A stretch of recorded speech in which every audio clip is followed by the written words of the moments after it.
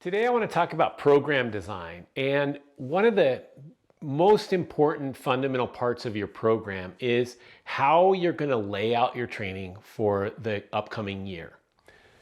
There are a few ways of setting up training. The most common is I'm just going to kind of do whatever on whichever days I get to the gym. And this works pretty well for a lot of us for a long time.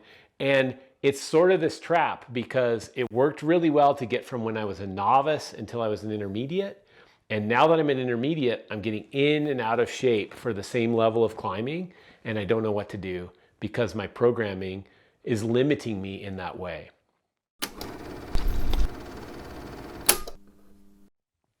When we look at advanced programming, many of us know this term periodization. And periodization is really about focusing on specific facets of your fitness during specific parts of the year in order to achieve a desired result.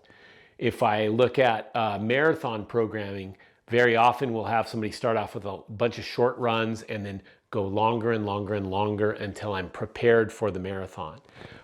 Likewise, they'll program the other direction for like weightlifting and Olympic lifting, where they do a lot of lower intensity hypertrophy style training and then get higher and higher and higher intensity until I'm lifting my heaviest weights at the time of the meet. The problem with either of these classic models of periodization is that they focus performance at a very, very small part of the year, and they're focused only on one energy system. And any of you that have been climbing for any time at all, you realize that climbing is both a strength, power, endurance, and mental sport where all of these things have to come together at once when we have a really high level of performance. So if I'm doing a classic periodization and I'm focused only on getting my fingers super duper strong, most of those other factors tend to fall away. There are a couple of ways of organizing training along those lines. I can have this classic level of periodization where I go strength and then power and then endurance, and then I'm going to have a performance phase. That does work okay for some people, but there are better ways.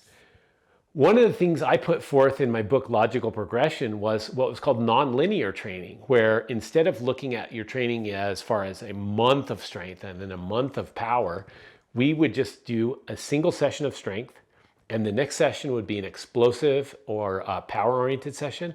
The next session would be an energy system or an endurance session, and then we'd go back through that cycle.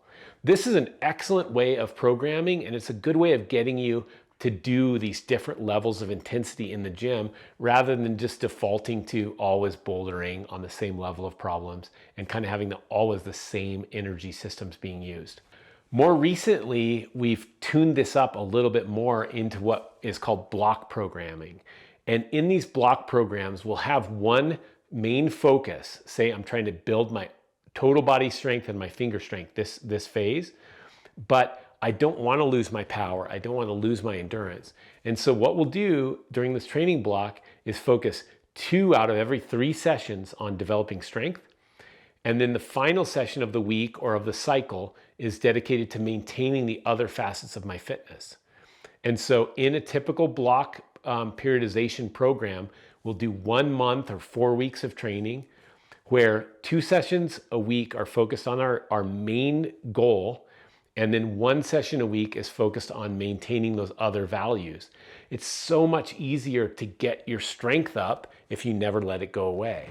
If you just do the minimum amount of endurance during a strength phase, you don't have to completely rebuild your endurance afterwards. And so what we love to do is say, I'm going to focus on one specific thing this month and maintain these other 2.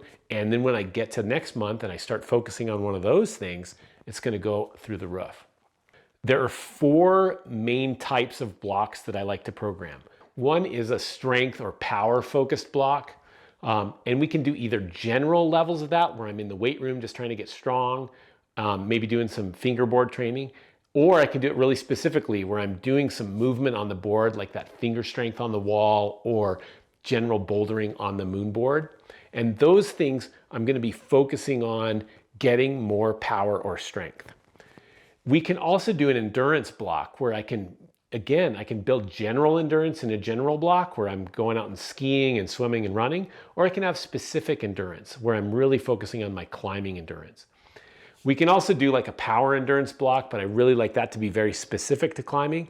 And then the final, or the fourth general block type, is going to be a performance block. And weirdly enough, many climbers never go to a performance block. They're always trying to build and improve and do this or that.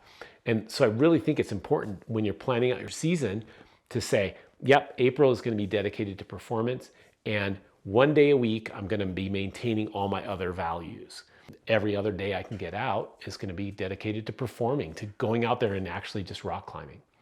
When we look at these blocks, we can then place them throughout the year. I can have a strength block in January. I can then move to a general endurance block in February, a specific endurance block in March, and then maybe a performance block in April. And then I can start back over. But if I have a direction, if I have a goal in the gym, then the programming becomes pretty easy, and then you know what to do when you get to the gym. The other thing that's really important with this is that we see these sessions through, and this is a really good tool for helping you do that. If I do a random power endurance session or a random strength session in the gym, the value is really negligible. But if I do 8 sessions progressed throughout a month's time, and I try to get better and better and better at specific things, I'm going to actually see myself get stronger, build better endurance, build better power endurance, or whatever it is I'm focusing on. And I'm going to start getting better as a climber again. And so if I can go from this disorganized anything goes kind of training into something that's more structured, and I have a clue as to what to focus on when I get to the gym, my climbing is going to elevate. And that's the main goal of our training.